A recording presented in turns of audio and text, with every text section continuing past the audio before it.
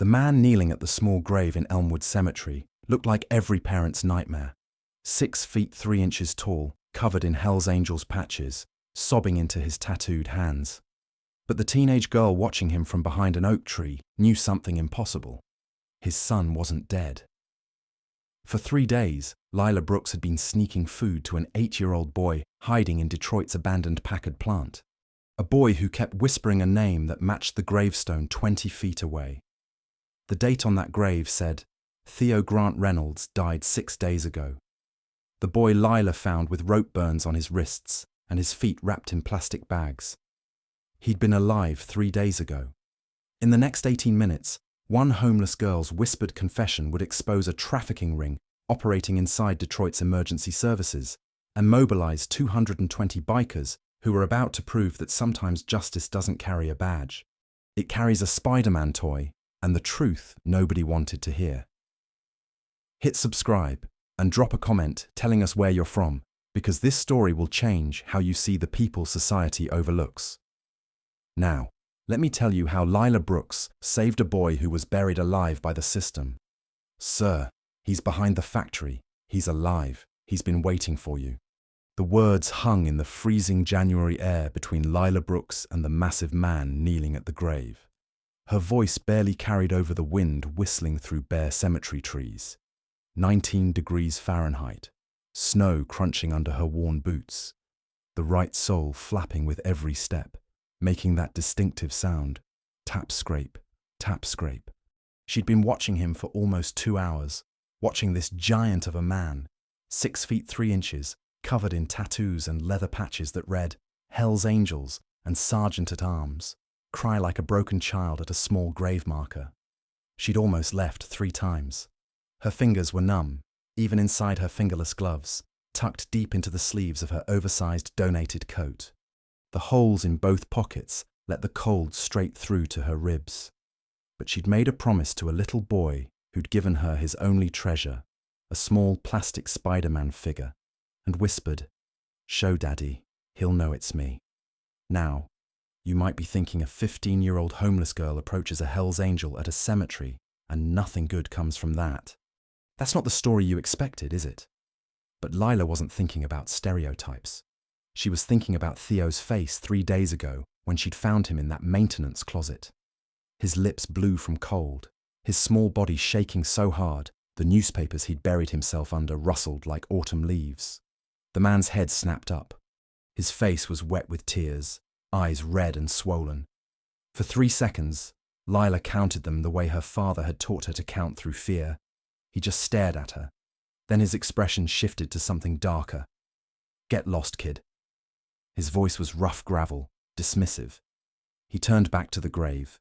Lila's hands shook. Every instinct screamed, "Run!" But she saw Theo in her mind, heard his wheezing cough, remembered the rope burns around his tiny wrists. "Sir, I need to tell you something." Her voice cracked. She swallowed, tried again. "About your son." The man froze slowly, like a predator deciding whether to pounce or ignore. He stood to his full height. The patches on his vest caught the fading afternoon light. Hell's Angels, Detroit, Sergeant at Arms, a skull with wings. Names she couldn't read from this distance. He was terrifying, standing up. Lila took an involuntary step back. Her boot caught on ice. She stumbled, but didn't fall. "What did you say?" The words came out low. "Dangerous." Lila forced her frozen fingers to dig into her coat pocket. They closed around the small plastic toy. She pulled it out, held it forward with a shaking hand. It was a Spider-Man figure. Small, worn, paint chipped on the mask.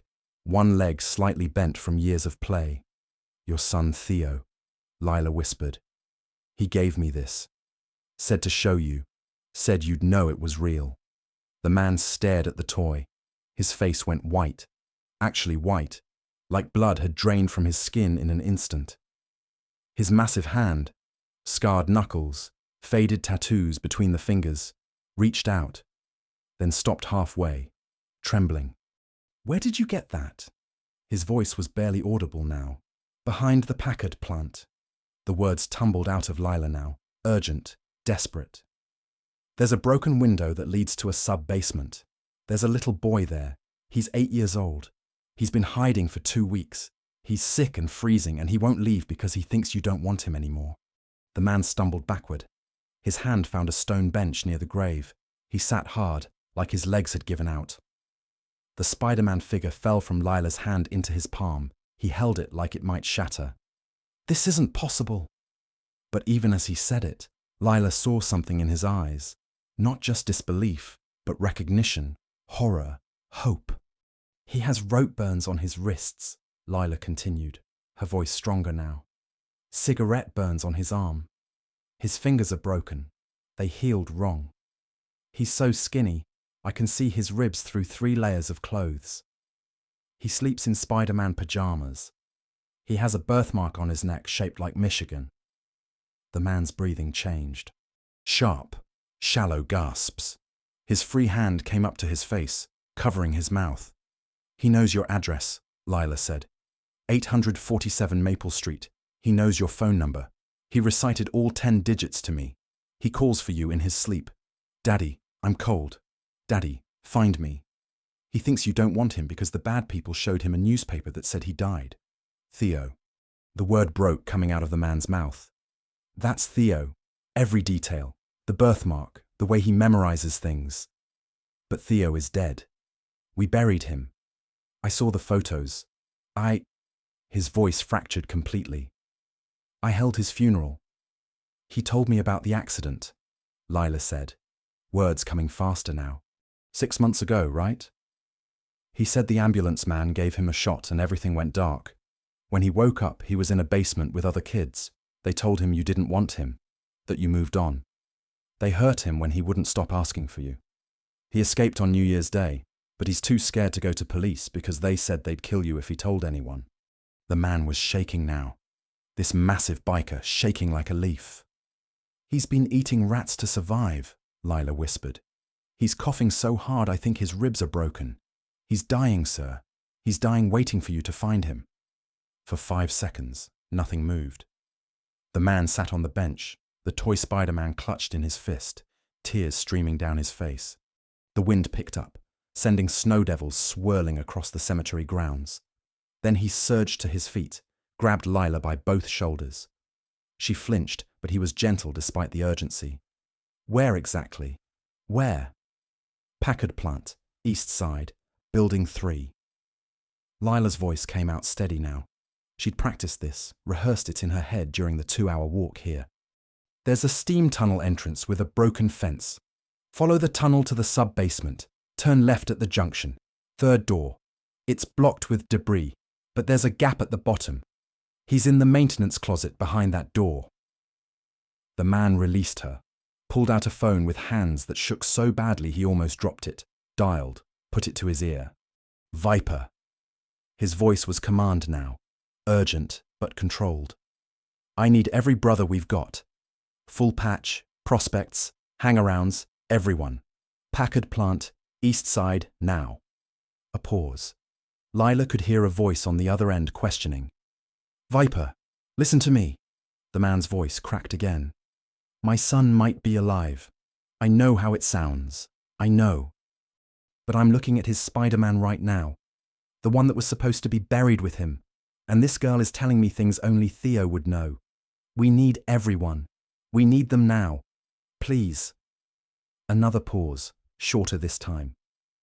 "Thank you. I'm heading there now. I'll explain everything when you arrive." He ended the call, looked at Lila with eyes that held 1,000 emotions she couldn't name. "Get on the bike." "You're taking me there right now." Lila had never been on a motorcycle before. She'd certainly never been on one driven by a Hell's Angel who'd just learned his dead son might be alive. But she climbed on behind him, wrapped her arms around his leather vest, and held on as the Harley roared to life beneath them. The cemetery gates disappeared behind them at a speed that should have terrified her. But all Lila could think about was Theo's face. How he'd looked at her 3 days ago with those huge green eyes and whispered, "If you find my daddy, tell him I'm sorry I ran away. Tell him I didn't mean to disappear. Tell him I love him." She was about to deliver all 3 messages. The ride took 7 minutes. 7 minutes of Lila clinging to this stranger. The winter wind cutting through her inadequate coat like knives. The engine vibration numbing her already frozen legs. They flew through red lights, wove between cars. The man drove like the road belonged to him, which, given the patches on his back, maybe it did. Building 3 of the Packard plant rose before them like a skeletal giant. 3.5 million square feet of abandoned automotive history, Detroit's most famous ruin. Broken windows gaped like missing teeth. Graffiti covered every surface that could hold paint. The setting sun cast long shadows through the empty window frames, making the whole structure look like it was on fire with darkness. The Harley skidded to a stop near the east side fence. The man, Lila realized she didn't even know his name, was off the bike before the engine fully died. But he paused, turned back to her. "What's your name?" His voice was different now. Not gentle exactly, but human. Like he'd remembered she was a person, not just a messenger. Lila Brooks. "I'm Kane." He extended his hand. She shook it. His palm dwarfed hers. "Kane Reynolds. And if you're right about this, I don't have words for what you've just done." "He's there," Lila promised. "I brought him food yesterday. Hot soup in a thermos I stole from the community center. He could barely hold it. His hands were shaking so bad from cold." Kane's jaw tightened. He turned to the fence, found the break Lila had described, and ducked through. She followed. Her boots, too small, toes cramped, slipped on ice inside the fence line. Kane's hand shot out, steadied her. Then they were running. The steam tunnel entrance was exactly where Lila had said. Broken concrete steps leading down into darkness. Kane pulled out his phone, used the flashlight function. The tunnel stretched ahead, pipes overhead dripping water that had frozen into icicles. Their breath came out in white clouds. "Left at the junction," Lila said, her voice echoing off tile walls. "Then third door." They reached the junction, turned left. The corridor here was narrower, more claustrophobic. Lila counted doors. 1, 2, 3. The third door was partially blocked, just as she'd described. Someone had pushed an old filing cabinet against it from the outside, but there was a gap at the bottom, maybe 2 feet high. Lila had squeezed through 3 times before. Kane was significantly larger. "Theo." Kane's voice cracked on the name. "Theo, buddy, it's Daddy. Can you hear me?" Silence. Just the drip, drip, drip of water somewhere deeper in the building. Then, so soft Lila almost missed it. "Daddy." Kane made a sound Lila had never heard a grown man make, something between a sob and a gasp. He grabbed the filing cabinet with both hands and shoved. Metal screamed against concrete. The cabinet moved 6 inches, then a foot, then toppled sideways with a crash that echoed through the entire sub-basement. The door swung open. The maintenance closet was exactly 8 feet by 8 feet. Lila knew, because Theo had counted the tiles out loud to calm himself. 1 small window, broken, covered with cardboard. Concrete floor, pipes overhead. And in the far corner, buried under newspapers and 1 thin blanket, the one Lila had given him, was a small shape. Kane dropped to his knees at the entrance. Didn't go in, didn't crowd the space. "Theo." His voice was gentle now, barely above a whisper. "Buddy, it's really me. It's Daddy." The shape moved. Newspapers rustled. A small face emerged from the makeshift nest. Pale, gaunt, cheekbones too prominent, lips tinged blue, dark hair matted against his skull, and eyes, green eyes that looked too big for his face, that stared at Kane with confusion and desperate, dangerous hope. "You're not real," the boy whispered. His voice was broken. "Daddy's at home. Daddy thinks I'm dead. You're not real. The bad people said you won't come. They showed me the newspaper. It said I died."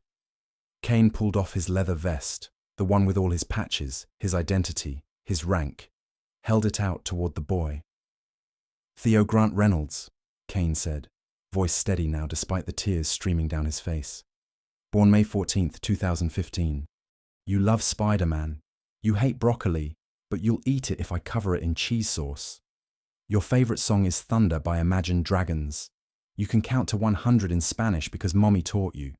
You have a birthmark on your neck shaped like Michigan, and you used to tell everyone Michigan chose you special." The boy's breathing changed, faster, shallower. "When you were 5, Kane continued, I bought you a 2-pack of Spider-Man figures. You named them Spidey and Pete. You said they were best friends like you and me. You took them everywhere. His voice broke. "You were holding one when we crashed. When I woke up in the hospital, they told me you were gone. They told me you were with Mommy now." "Mommy!" The word came out of Theo like a wound opening. "Where's Mommy? The bad people won't tell me where Mommy is." Kane's face crumpled, but he held it together. "Mommy's in heaven, buddy. The accident. Mommy didn't make it. But you did. You survived. And I've been looking for you. I've been missing you. I've been dying without you." Theo stared at him, at the vest, at Lila standing behind Kane, back to Kane's face. "Say the thing," Theo whispered. "If you're real, say the thing we always say." Kane didn't hesitate. "Bear hugs are the best hugs because bears are strong," Theo continued, voice shaking. "And keep their cubs safe," Kane finished. For 3 seconds, nobody moved. Then Theo was scrambling out of his newspaper nest, dragging Lila's blanket with him, plastic bags still duct taped to his feet, making crinkling sounds on the concrete. He stopped 2 feet from Kane, swaying like he might fall. Kane opened his arms, waited, let Theo choose. "Daddy!" Theo's voice was so small. "Are you real?" "I'm real, buddy. I'm here, and I'm never letting you go again." Theo fell forward. Kane caught him, wrapped him in the leather vest first, then in his massive arms. The boy disappeared against his father's chest, his small body racked with sobs that sounded like they'd been locked inside for 6 months. Kane buried his face in his son's matted hair and wept. Lila stood in the doorway watching, her own eyes burning. She'd done it. She'd actually done it. Behind them, from somewhere above ground, came the sound of motorcycles. Not 1 or 2, dozens. The rumble growing louder, closer, filling the air like approaching thunder. The brothers were arriving. Kane stayed kneeling with Theo for a full 5 minutes, neither letting go. Lila could see Theo's small hands clutching his father's shirt. Could hear the boy's rasping breath and broken sobs. Could see Kane's shoulders shaking as he held his child who was supposed to be dead, who he'd buried, who he'd mourned for 6 months, safe in his arms for the first time since July. Above them, the sound of motorcycles cut off one by one. Silence, then voices. Men calling to each other. Heavy boots on concrete floors above. Flashlight beams cutting through darkness. "Kane!" A voice echoed down the steam tunnel. "We're here. Where are you?" Kane pulled back just enough to look at Theo's face, cupped it gently in his massive hands. Theo flinched at first. Lila saw it. That instinctive recoil from touch.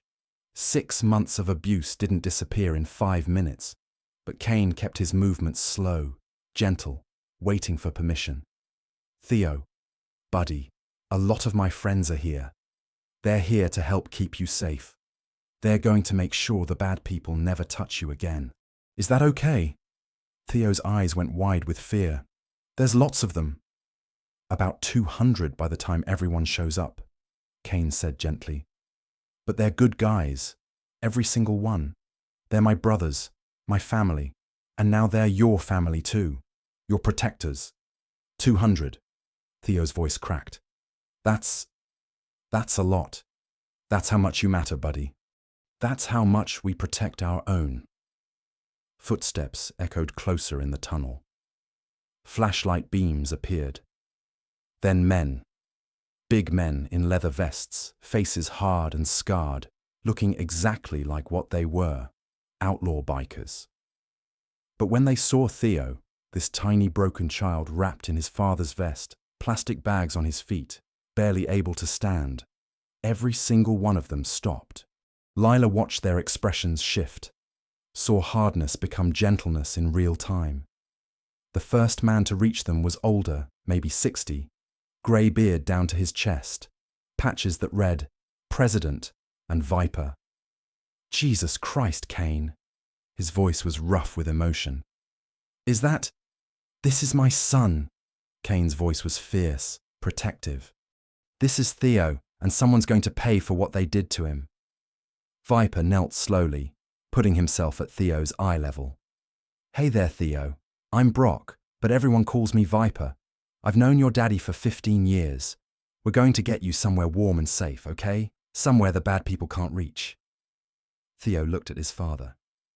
Kane nodded. Only then did Theo nod back. Another man appeared, this one younger, but with the calm, assessing eyes of medical training. His patches read, Doc. Kane, I need to look at him. Not a woman's voice.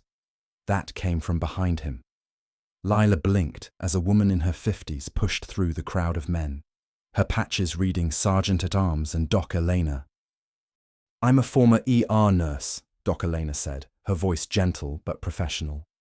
Theo, honey, I'm going to check to make sure you're okay enough to move. Is that all right with you? Theo clutched his father tighter. Lila watched him bury his face against Kane's chest. Can Daddy stay? Theo's muffled voice.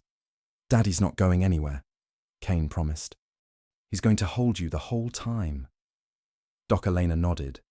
Lila watched as the woman examined Theo without asking him to let go of his father, checked his pulse at his neck, looked at his fingernails, his lips, his eyes. When he finally glanced at her, asked quiet questions about pain, noticed the rope burns, the cigarette burns, the bent fingers. Her face stayed professionally calm, but Lila saw her jaw tighten with each new injury she documented. He needs a hospital, Eleanor said finally. Pneumonia developing, definite malnutrition, possible frostbite on his toes, and these injuries need proper examination and treatment. But he's stable enough to move. We should do it now before the cold gets worse. I'm calling an ambulance, another biker said, this one with patches reading Slade and what looked like former law enforcement in his bearing. No. Kane's voice was sharp. No ambulances. Not until we know who's involved. Everyone looked at him. Lila. Kane turned to her. She startled at her name. Tell them what Theo told you about the accident. Lila swallowed. 20+ bikers were staring at her now, waiting. She was 15, homeless, wearing a coat with holes. She looked like nothing, but they were listening like she mattered. Theo said, she began, voice shaking, that after the car crash, a paramedic gave him a shot. That's the last thing he remembers before waking up in a basement. He said they showed him a newspaper saying he died. They told him his dad didn't want him anymore. They kept him for... She looked at Theo. How long did they keep you? Theo's face was still pressed against Kane's chest, but he held up his fingers. All 10, then all 10 again, then all 10 again, then all 10 again, then all 10 again, then all 10 again, approximately. 6 months, Kane said, his voice hollow. They've had him for 6 months since the accident. Viper's expression went dark. Kane, are you saying... I'm saying someone in emergency services declared my living son dead and gave me someone else's body to bury. Kane's voice was cold now. Controlled rage. I'm saying there's a trafficking network operating in this city using official channels, and I'm saying we're going to find every single person involved and make sure they never see daylight again. Slade stepped forward. I used to be Detroit PD. If what you're saying is true, we need to be smart about this. Evidence, documentation. We need everything airtight before we bring this to authorities we can trust. Then we document everything, Viper said. His voice carried authority, the kind that made everyone stand straighter. Elena, You photograph every injury on that child, every mark. You write down his testimony exactly as he gives it. Slade, you start pulling records, the accident report, the death certificate, the autopsy report, all of it. Bite. He gestured to a younger biker with tech savvy written all over him. You start digging digital. Find out who was on duty that night, who signed what paperwork. He turned to the assembled brothers. More had arrived while they talked. Lila could see them filing down into the tunnel, filling the corridor. Easily 40 or 50 now, with more coming. Brothers! Viper's voice echoed off tile walls. This is what we do. This is why we exist, to protect those who can't protect themselves. This boy was stolen from his father and held captive for 6 months by people who were supposed to save him. That ends tonight. A rumble of agreement from the assembled bikers. But we do this right, Viper continued. We do this smart. We follow the law until the law gives us reason not to. We gather evidence, we build a case, and we make sure every single person involved in this goes to prison for the rest of their natural lives. Clear? Clear, came the unanimous response. Kane stood slowly, Theo still wrapped in his vest, held against his chest like something infinitely precious. The boy was so small against his father's frame, so breakable, but alive, breathing. Home. Lila, Kane said quietly, thank you doesn't cover it, but thank you for finding him, for feeding him, for risking yourself to tell me. You saved my son's life. Every biker in that tunnel turned to look at Lila. She felt her face heat despite the cold. She's been bringing him food for 3 days, Theo mumbled against his father's shirt. She gave me her blanket. She's the only one who helped.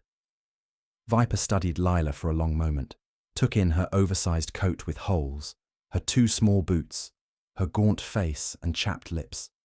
How old are you, kid? 15. Where are your parents? My mum works 3 jobs. We live in our car. I was just... Lila's voice trailed off. She didn't want to explain that she'd been looking for copper wire to sell when she'd heard Theo crying. You were just surviving, Viper finished. And while surviving yourself, you saved someone else's child. That takes a special kind of strength. He paused. We're going to help you too. You and your mother. But first, we need you to help us a bit more. Can you do that? Lila nodded. I need you to tell Slade everything Theo told you. Every detail, dates, times, descriptions of the people who held him, anything you remember. And then, Kane added, his eyes meeting hers with an intensity that made her feel seen for the first time in months. You're going to let us help you. No arguments. You saved my son. I owe you everything. And Hell's Angels pay their debts. The motorcycles kept coming. By the time Elena had finished her preliminary examination of Theo, documenting 17 separate injuries with her phone camera, each photograph time-stamped and geotagged, the rumble of engines had grown from a distant thunder to a constant roar that shook the remaining windows in the Packard plant's upper floors. Slade stood at the tunnel entrance, counting. 87 from Detroit chapter. Flint's here. That's 52 more. Grand Rapids just pulled in. 48. Lansing's 10 minutes out. Another 33. He looked at Viper. We're going to hit over 200 brothers within the hour. Viper nodded once, sharp and satisfied. Good. We're going to need every single one. Theo had fallen asleep against his father's chest, exhaustion and relief finally overwhelming the adrenaline that had kept him alert for 2 weeks. Kane held him like something that might vanish if he loosened his grip even slightly. Eleanor had wrapped both of them in thermal blankets from someone's saddlebag. Every biker carried emergency supplies, habits from years of long-distance riding. We need to move him, Eleanor said quietly. The hospital? Not yet, Kane's voice was firm. Not until we know who to trust. Then we bring the hospital to him, Elena said. She turned to the tunnel entrance, raised her voice. Gear, get Doc Thorne on the phone. Tell him we need a house call. Tell him it's Kane's son and we're paying cash. A voice called back. On it. Lila sat against the concrete wall, watching everything unfold with a strange sense of unreality. 72 hours ago, she'd been alone, anonymous, invisible. Now she was at the center of something massive, something that felt like justice taking physical form in leather and chrome. Slade crouched beside her. Up close, she could see the signs of his former profession, the way he moved with controlled precision, the way his eyes constantly scanned for threats, the cop training that never fully left, even after the badge came off. "Lila, I need you to walk me through everything Theo told you. Every conversation, every detail about the people who held him, the places he was kept. Can you do that?" Lila nodded, and for the next 20 minutes she recited everything. Theo's fragmented stories about the basement, about the man in the ambulance who'd given him the shot, about the caretakers who'd moved him between houses, about the threats. "If you tell, we kill your daddy." About the escape on New Year's Day, running through snow in just pajamas, feet going numb, lungs burning. Slade recorded everything on his phone. His expression stayed neutral, professional, but Lila saw his jaw tighten with each new detail. When she finished, he was quiet for a long moment. "The paramedics supervisor who responded to that accident," Slade said finally. "His name is Marco Valdez. 27 years with Detroit Fire Department.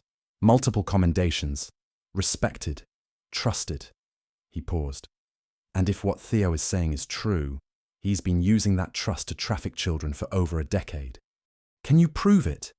Viper asked from across the small space. "We're going to," Bite said. "But we need to be smart. If Valdez has been doing this for years, he's got a network, people covering for him. We go after him directly without evidence. They all scatter." "Then we build the case first," Viper said. "Bite, where are you with the digital?" A younger biker appeared in the tunnel entrance, mid-20s, laptop bag over his shoulder, the kind of tech savvy that marked him as the club's digital specialist. "Already pulling everything I can access legally," Bite said. "Accident reports, death certificates, autopsy records. But here's what's interesting. The accident report from July 12th lists Marco Valdez as first responder. He declared both Sophia and Theo Reynolds dead at the scene. But the official time of death for Theo in the medical examiner's report, that's January 8th, 6 days ago. 2 death dates for the same child." Everyone went silent. "Why would there be 2 death dates?" Elena asked. Kane spoke up, his voice hollow. "Because I wouldn't let go. For 6 months I kept having dreams where Theo was calling to me, saying he was cold, asking me to find him. My therapist said it was grief. The club said it was guilt, but I couldn't shake it. So, on January 8th, I held a second funeral, a final goodbye ceremony to force myself to accept that he was gone." His voice broke. "Someone created a second death certificate dated January 8th to match my second funeral, to make it look real, to keep me from asking questions." "Jesus Christ," Slade breathed. "They were monitoring you, knew you were struggling to accept his death, so they manufactured proof to help you move on." Bite's fingers flew across his keyboard. "I'm looking at the medical examiner who signed both death certificates, Dr. Harlan Voss. He's been with Wayne County Medical Examiner's Office for 19 years. Solid record." But he paused, scrolling. "He's got a pattern. Statistical anomaly. Higher rate of closed casket recommended cases than any other ME in the department." "How much higher?" Viper asked. 38% above average over the past 12 years. The number hung in the air like poison. 12 years, Kane said quietly. "How many children in 12 years?" Bite kept typing. "I'm cross-referencing closed casket child death cases with single-parent families, low-income families, cases where there might be fewer people asking questions." His face went pale. "Conservatively, could be anywhere from 25 to 40 children." The silence in that tunnel was absolute. Even the sound of motorcycles above had faded as engines cut off, brothers dismounting, waiting for orders. Viper's voice, when he spoke, was colder than Lila had ever heard a human voice go. We're not just taking down one corrupt paramedic. We're dismantling an entire trafficking network that's been operating under official cover for over a decade. We need witnesses, Slade said. People who saw something and didn't speak up. People who suspected but stayed quiet. We need them on record. I know someone, Elena said quietly. Maria Sanchez, she's an ER nurse at Detroit Receiving, was on duty the night of Kane's accident. She mentioned to me months ago that something felt off that night. That Marco kept insisting they couldn't let Kane see the body, said it was too traumatic. She said she should have pushed back. Bring her in, Viper ordered. Anyone else? Simon Wade, another voice called from the tunnel. Social worker. He handled Theo's case, or should have. I saw him at a bar last week, drunk, talking about how the system failed some kid. How paperwork got shuffled and a child fell through the cracks. Get him too. And Harlan Quinn, Gear added. Retired firefighter. Worked with Valdez for 15 years. He's been saying for years that something about Marco's saves didn't add up. That the numbers were too good. Nobody listened. Viper looked at Slade. How fast can you get these witnesses here? Within 2 hours if they're willing. Faster if we're persuasive. Be persuasive but legal. Everything we do from here on out has to be airtight. The witnesses arrived in stages over the next 90 minutes. Maria Sanchez came first, 55 years old, emergency room nurse for 23 years. Hands that still shook slightly when she talked about that July night. Lila watched as Slade interviewed her in a makeshift command center the brothers had set up in one of the less damaged rooms on the ground floor. Someone had brought portable lights. Someone else had brought folding chairs and a card table. The bikers worked with military efficiency, assigning roles, establishing protocols, documenting everything. I was the charge nurse that night, Maria said, her voice steady but pained. July 12th, around midnight. The ambulance came in with 2 fatalities, mother and son from a car accident. Father was critical, taken straight to surgery. Marco Valdez was the paramedic supervisor. He kept insisting that the bodies were too damaged to show the family, that it would be traumatic. Is that normal protocol? Slade asked. Sometimes, yes, in severe accidents. But something about the way he said it. Maria's hands twisted in her lap. And then later, when I saw the paperwork, the death certificate was already filled out. Already signed by the ME, that fast, that same night. Usually there's a delay. Lab work, identification confirmation. But this was immediate. Did you report your concerns? Maria's face crumpled. I mentioned it to my supervisor. She said Marco had been doing this job for 25 years. That he knew protocol. That grief makes people paranoid. I let it go. I shouldn't have. If I'd pushed harder, maybe. Eleanor sat beside Maria, put a gentle hand on her shoulder. You're pushing now. That matters. Simon Wade arrived next, 34 years old, social worker with Child Protective Services, eyes red-rimmed like he hadn't slept in days. I got the case notification, he said, voice flat. July 15th, 3 days after the accident. Child deceased, mother deceased, father hospitalized. I was supposed to do a welfare check, make sure the father had support systems in place. But when I pulled the file, there was already a closure notice, signed by my supervisor, Carla Birch. Case marked, family deceased, no action needed. That's irregular, Viper asked. It's not irregular, it's procedure. Deceased child cases get closed. But Wade rubbed his face. I'd gotten 3 other case closures from Birch that year. All children, all marked deceased, or moved out of jurisdiction, all closed before I could do any follow-up. When I brought it up, she said I was being paranoid, that I was looking for problems where there weren't any. She recommended I take a stress leave. Did you? For 2 weeks. When I came back, she'd reassigned all my pending cases, said I was overwhelmed, needed a lighter load. I accepted it. I shouldn't have. Slade pulled up a file on Bite's laptop. Carla Birch, CPS supervisor, 48 years old, 15 years with the department.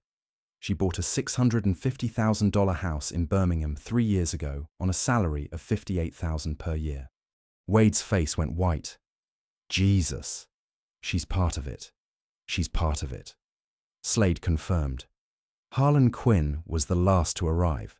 61 years old, retired firefighter, grey hair and a gut that spoke of too many years sitting idle after retirement. I worked with Marco Valdez for 15 years, Harlan said. He looked at Kane with open anguish. I ate dinner with your family once. You came to the station with Theo, wanted to show him the fire trucks.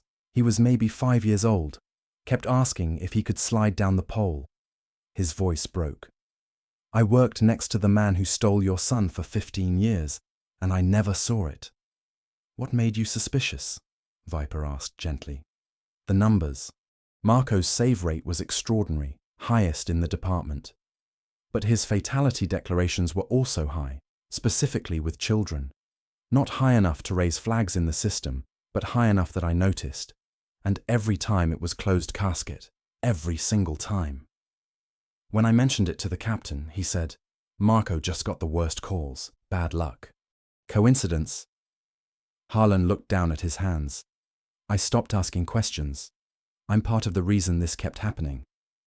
You're part of the reason we're stopping it now, Kane said quietly. By 8:47 p.m., less than 5 hours after Lila had approached Kane at the cemetery, the case was taking shape. Bite had compiled a dossier that read like a nightmare. Marco Valdez, first responder, trafficker, network coordinator, 7 years Detroit Fire Department, estimated 28 to 35 children trafficked over 12 years. Current whereabouts, off-duty, home address known.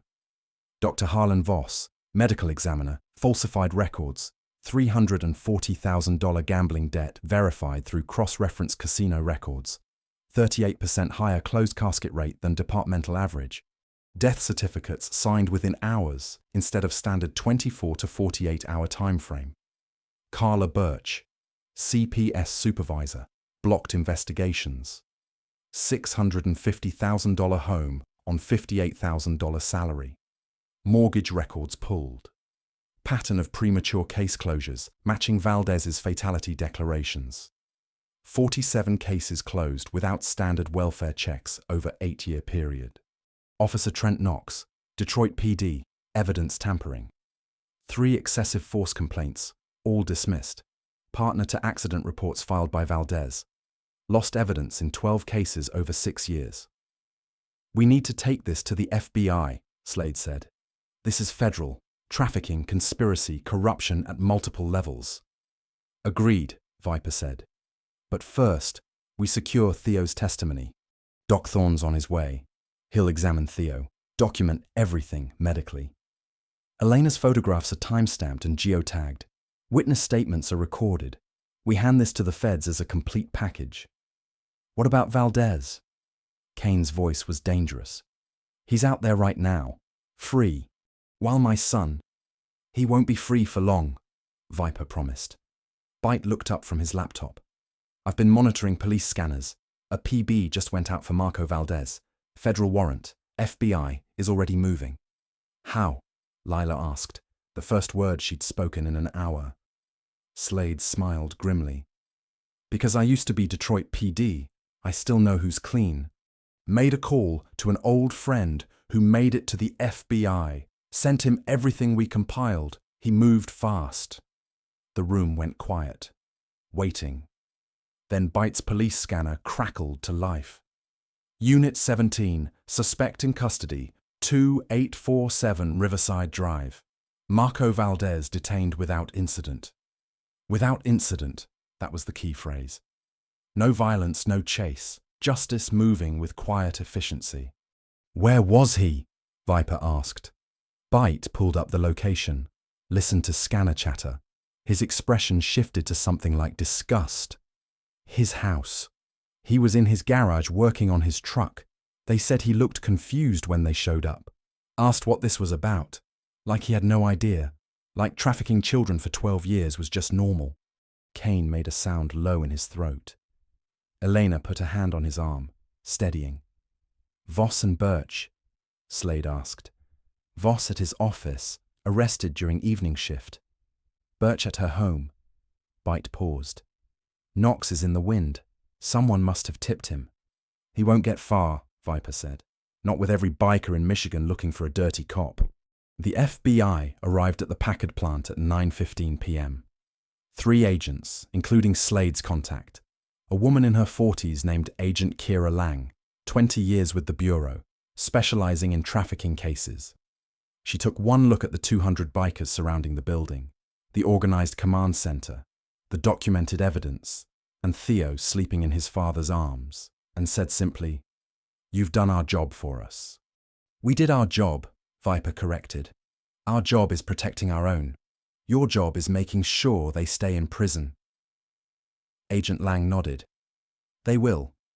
What you've compiled here, witness statements, medical documentation, financial records, digital evidence, this is better than 90% of cases that land on my desk. The charges will be federal. Conspiracy to traffic minors. Multiple counts of kidnapping, fraud, corruption.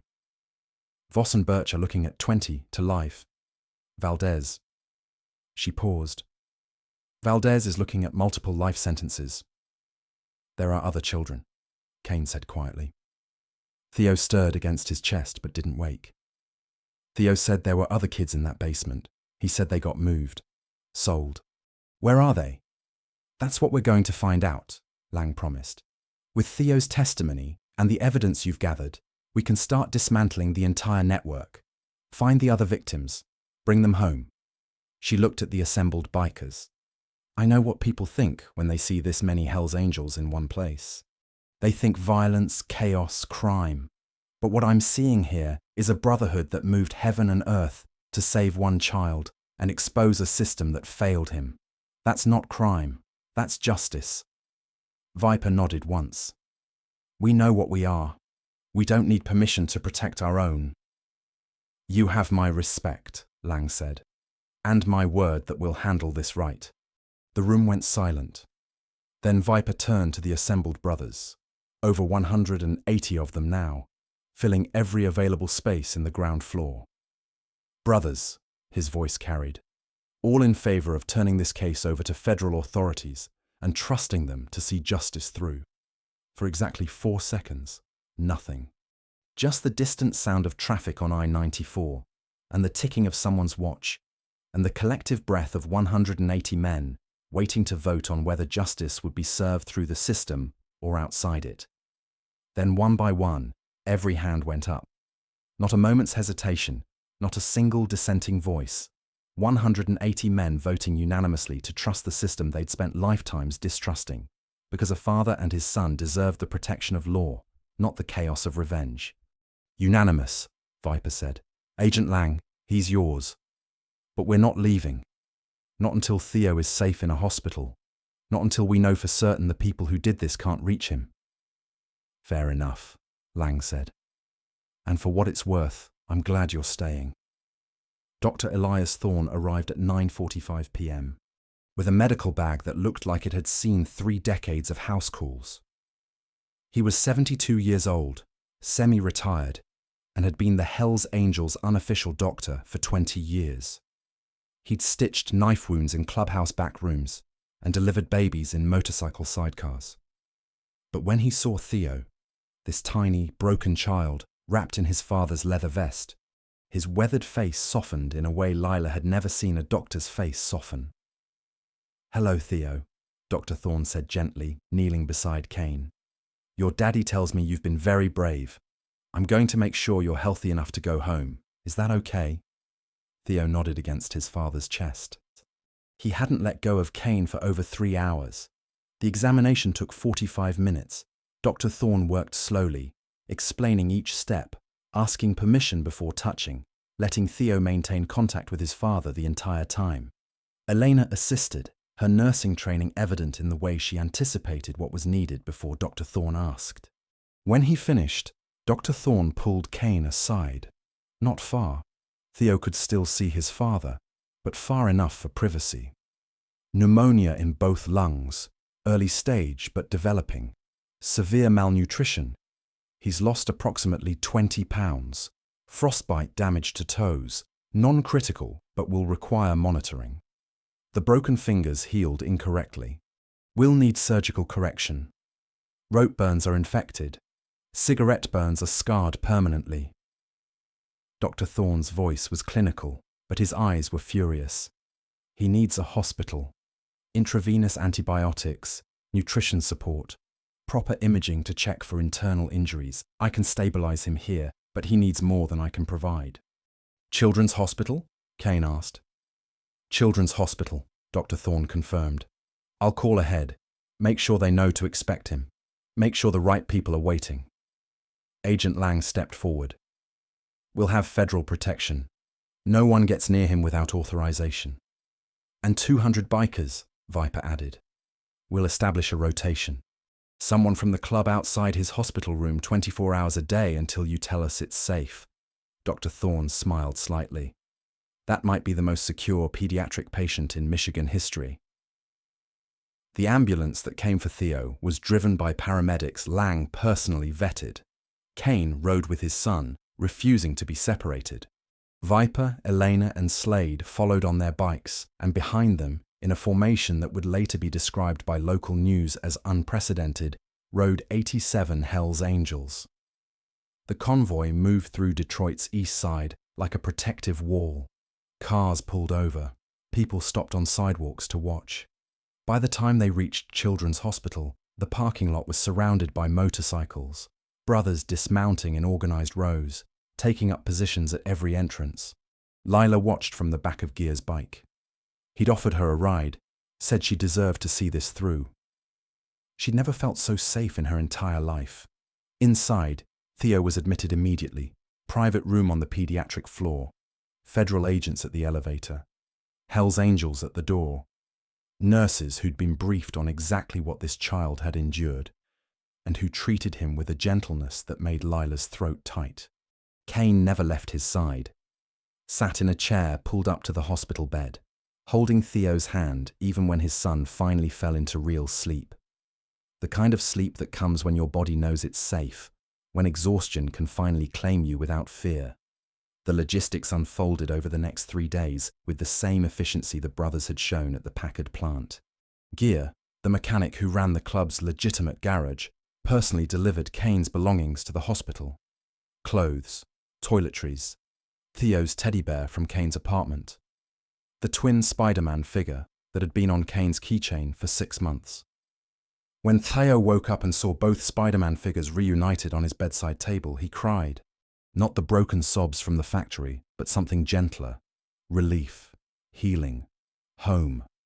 Ronan, the former Army Ranger, father of twin girls, coordinated with hospital administration, made sure Kane could stay in Theo's room indefinitely. Made sure meal trays came for both of them. Made sure the nursing staff knew exactly who to call if anyone suspicious showed up. Doc Elena visited daily. Sat with Theo when Kane needed to shower or make phone calls. Read him stories.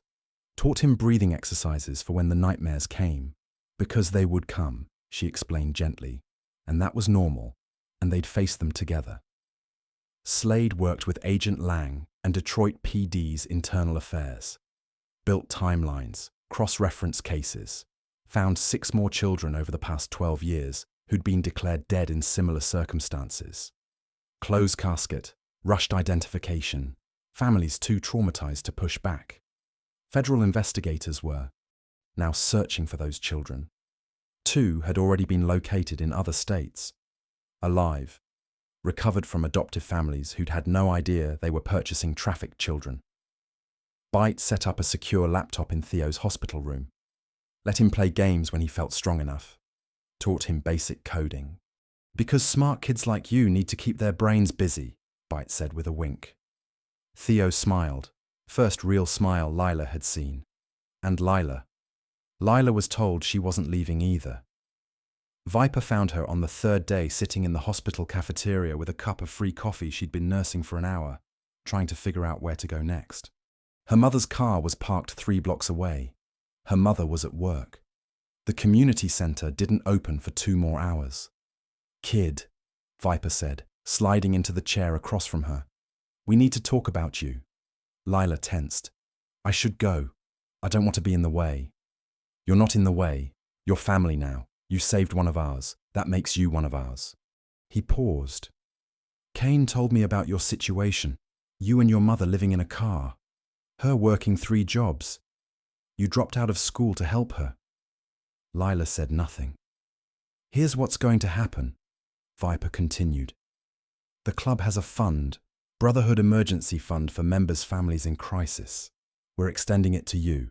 First month's rent plus security deposit on a 2-bedroom apartment. I've already got 3 places lined up for your mother to look at. All east side, near bus lines, safe neighborhoods. We can't, Lila started. You can. You will. Viper's voice was firm but kind. Your mother's working 3 jobs and can't get ahead because the system's rigged against people like her. We're unrigging it. 1 month's breathing room, that's all. After that, she keeps working. You go back to school, and you both get the chance you deserved all along. Lila's eyes burned. Why? Because that's what we do. We protect our own. And you, Lila Brooks, are ours now. 6 months later, Lila stood in the parking lot of East Detroit High School, her backpack slung over one shoulder. New backpack, bought with money from her first paycheck from the part-time job Gear had given her at the garage, answering phones and doing filing. Her mother had taken the apartment Viper arranged, 2 bedrooms on the 3rd floor of a renovated building, rent-controlled bus stop right outside. She'd quit 2 of her 3 jobs, started taking night classes for her GED, smiled more, slept more, looked like a person instead of a ghost. Lila had re-enrolled in school, sophomore year. Her teacher said she was behind, but catching up fast. She'd always been smart.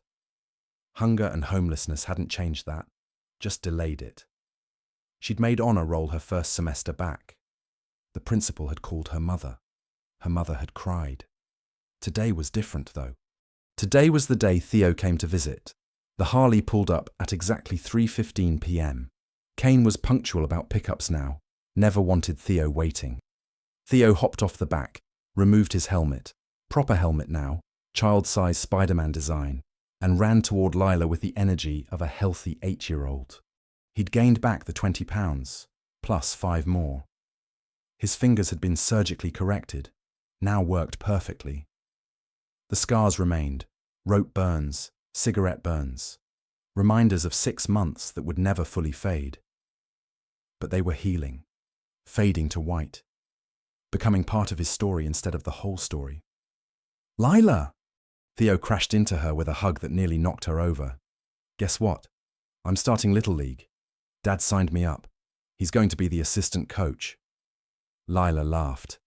That's amazing, Theo. Kane approached more slowly, hands in pockets, wearing jeans and a t-shirt instead of his vest. He saved the leather for club business now, kept it separate from dad business. He'd gained weight too. Started smiling again. The broken bear had learned to live. How's school? Kane asked Lila. Good. Really good. Your mom? Starting her 2nd semester of GED classes. She thinks she might try for college after social work. Maybe.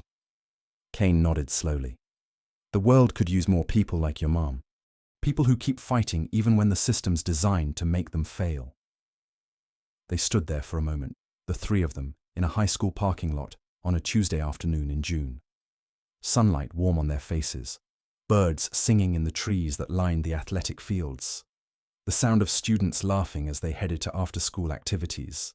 Normal, safe, alive. Hey, Lila. Theo tugged her sleeve. Can you come to my first game? It's Saturday at 10 a.m. Dad says you can ride with us. I'll be there, Lila promised. 3 months after that, 9 months after the cemetery, after the factory, after the impossible truth, Theo Grant Reynolds stood on a small stage in the Hells Angels Detroit clubhouse, microphone in hand, looking out at 200 bikers and their families gathered for the annual Brotherhood barbecue. He wore his Little League uniform. His team had made playoffs. He'd hit a home run in the championship game. The trophy sat on a table beside him, almost as tall as he was. But that wasn't why he was on stage. I want to say thank you, Theo said, his voice small but steady. To everyone. For finding me, for protecting me, for making the bad people go away. Marco Valdez had been sentenced to 8 consecutive life terms without possibility of parole. Dr. Harlan Voss got 25 years. Carla Birch got 18. Officer Trent Knox, caught trying to flee to Canada, got 15 years and would never wear a badge again. 6 other children had been recovered. 3 more were still being searched for, but the network was dismantled. The system exposed. Reforms were already being implemented. Mandatory secondary confirmation for child death certificates, independent review of closed casket recommendations, whistleblower protections for emergency responders who reported concerns. And I want to say thank you to Lila, Theo continued, pointing to where she sat near the back, trying to be invisible as always. Because she found me when I was hiding. She fed me when I was hungry, and she was brave enough to tell my dad the truth, even though she was scared. Every head turned toward Lila. She felt her face heat. Lila saved my life, Theo said simply, and I'm going to remember that forever. The applause started slow, then built. 200 bikers and their families standing, clapping for a 16-year-old girl who'd been homeless and invisible 9 months ago. Viper stood, raised his hand. The applause stopped. Lila Brooks, he said, his voice carrying across the clubhouse. The club has voted, unanimous decision. We're giving you a road name. From this day forward, when you're with us, you're Little Hawk because you see what others miss, because you act when others look away, because you've earned your place in this family. Lila felt tears slip down her face. She didn't try to hide them. Little Hawk, the assembled brothers repeated. Not a chant, a recognition, an acceptance. Family. This story isn't really about bikers or patches or motorcycles rumbling through city streets.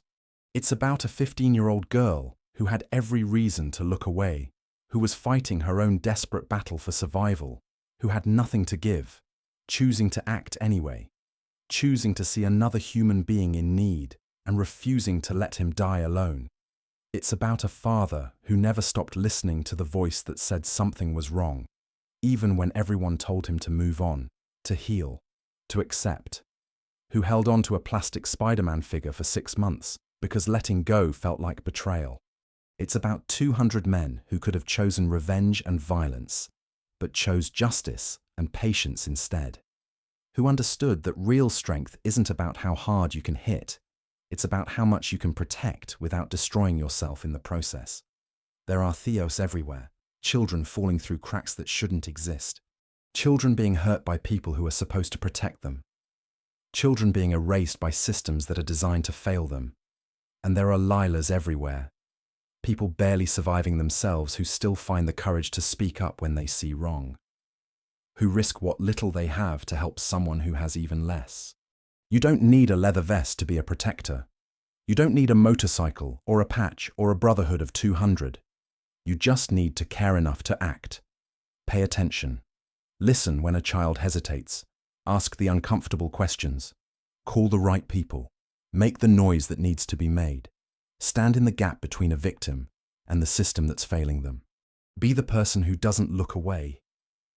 Because here's what Lila proved that frozen January afternoon. Sometimes the most powerless person in a room holds the key to saving someone else's entire world. Sometimes the person society overlooks is the only one brave enough to speak the truth nobody wants to hear. And sometimes, if they're very lucky, that person finds a family waiting to catch them when they fall. If this story moved you, subscribe to Gentle Bikers and share it with someone who needs to remember that real protectors still exist. Drop a comment telling us who your protector was, or who you protected when nobody else would. Let us know you stand with Lila, with Theo, with every person who refuses to stay silent when they see wrong.